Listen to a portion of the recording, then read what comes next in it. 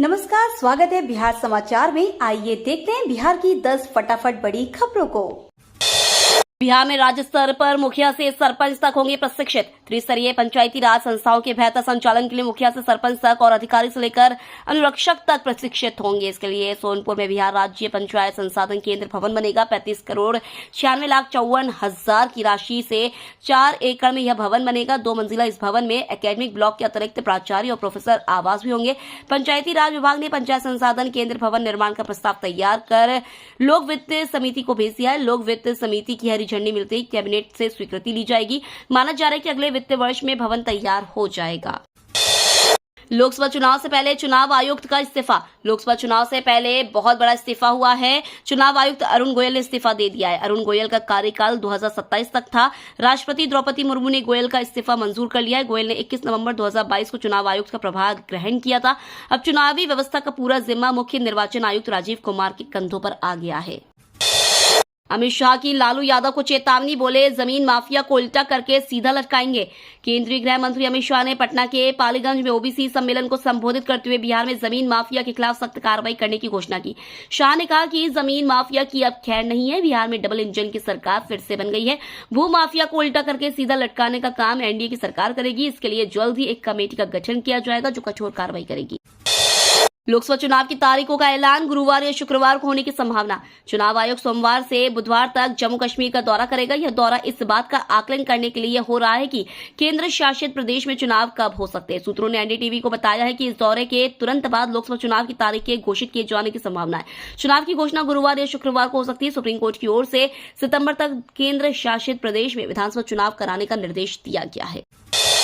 किसान आज देश भर में रोकेंगे रेल। पंजाब में 52 जगहों पर तैयारी। किसानों और केंद्र सरकार के बीच कई दौर की बातचीत के बावजूद सहमति नहीं बन सकी है। अब किसान आज देश भर में ट्रेनों को रोकेंगे। रेल रोको अभियान में महिला किसान भी शामिल होंगी। इसके तहत अकेले पंजाब में 52 स्थानों पर ट्रेनों को रोका जाएगा। किसान आंदोलन के 26वें दिन संयुक्त किसान मोर्चा और किसान मजदूर मोर्चा ने केंद्रीय मंत्री पीयूष गोयल का कुछ फसलों पर एमएसपी देने के बयान को पूरी तरह से भ्रामक बताते हुए कहा कि यह वही प्रस्ताव है जिसे पिछली बैठक में किसान नेताओं ने आंदोलन की मुख्य मांग के विपरीत बताकर खारिज कर दिया था।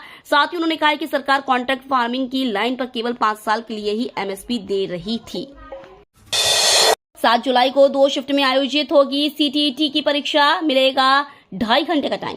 Central board of secondary education की तरफ से केंद्रीय शिक्षक पात्रता परीक्षा के लिए आवेदन प्रक्रिया शुरू कर दी गई है। सीबीएसई इस बार 7 जुलाई को केंद्रीय शिक्षक पात्रता परीक्षा का 19वां संस्करण आयोजित करने जा रहा है। यह परीक्षा देश के 136 शहरों में 20 भाषाओं में आयोजित होगा। बिहार विश्वविद्यालय और सीआईएमपी के बीच एमओयू पर हस्ताक्षर। शैक्षणिक और अकादमिक उत्कृष्टता को बढ़ावा देने के लिए शनिवार को बीआरएबीयू और Chandragupta institute of management Patna के बीच एमओयू पर हस्ताक्षर हुए। कुलपति प्रोफेसर दिनेश चंद्र राय ने कहा है कि अब विश्वविद्यालय के छात्रों को स्टार्टअप से जुड़ी सभी प्रकार की सुविधाएं और सहयोग मिलेंगे। एमओयू के तहत विश्वविद्यालय में इंक्यूबेशन सेंटर स्थापित होगा। कुलपति ने कहा कि विश्वविद्यालय में इसमें स्टार्टअप में नवाचार के प्रयोग के लिए उचित मार्गदर्शन, तकनीकी सहयोग और जरूरी प्रशिक्षण शामिल है। चुनौतियों से जूझकर उड़ान भर रही है बिहार की बेटियां। हर क्षेत्र में आगे बढ़ रही महिलाएं अपनी प्रतिभा के बल पर आगे बढ़ रही हैं। वे अपनी काबिलियत से समाज को नई दिशा दे रही है। जिले की 1-2 नहीं बल्कि कई महिलाओं को बड़े मंच से सम्मानित किया जा रहा है। शिक्षा, सुरक्षा, स्वास्थ्य, कला व साहित्य सहित सरकारी व निजी क्षेत्रों में महिलाएं आगे बढ़ रही हैं। पिछले दिनों लेखिका व सेवानिवृत्त शिक्षिका डॉक्टर अलका वर्मा को गार्गी नारी शक्ति सम्मान दिया गया। उन्हें मंच पर आईपीएस विकास वैभव, पद्म भूषण दुलारी देवी और निशा मदन झा ने सम्मानित किया। धर्मशाला टेस्ट जीतते ही भारत ने रचा इतिहास, बने कई रिकॉर्ड। भारत और इंग्लैंड के बीच 5 मैचों की टेस्ट सीरीज का आखिरी मुकाबला रोहित एंड कंपनी ने पारी और 64 रन से अपने नाम किया। इस जीत के साथ ही भारतीय टीम ने सीरीज पर 4-1 से कब्जा जमाया। धर्मशाला में 5वां टेस्ट जीतते ही टीम इंडिया ने एक खास रिकॉर्ड की भी बराबरी कर ली। दरअसल भारत को पहले टेस्ट में करारी हार मिली थी और इसके बाद रोहित एंड कंपनी जबरदस्त वापसी करते हुए बाकी चारों मैच जीते।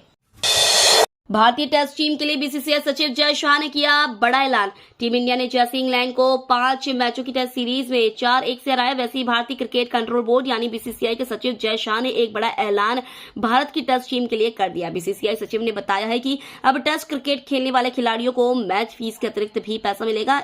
एक इंसेंटिव स्कीम की घोषणा जय शाह ने की है, जिसे टेस्ट क्रिकेट इंसेंटिव स्कीम नाम दिया गया। यह फैसला ऐतिहासिक है।